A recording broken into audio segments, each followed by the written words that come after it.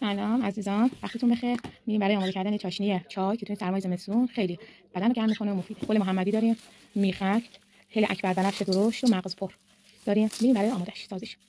ریختیم داخل آسیا و میریم برای آسیا. بریم بازش کنیم ببینیم چطور شده. ببینیم چیکار شده. اینم قشنگ آسیاب شده. گل محمدی، میخک، دارچین، ببخشید میخک، گل محمدی و هل اکبر بنفش آسیاب شده.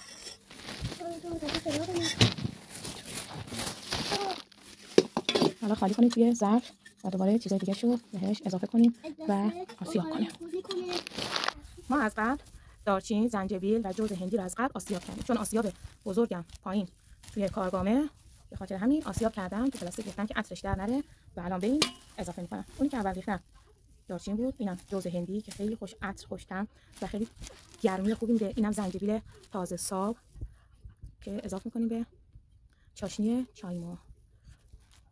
این یکی از بهترین ترکیبات برای این روزها که خیلی سرده و کسایی که کارگرن و کارشون بیرون از منزله، وقتی از این چاشنی داخل چایشون بریزن استفاده کنن خیلی گرم میکنه بدن و اون سرما رو از بدن خارج میکنه.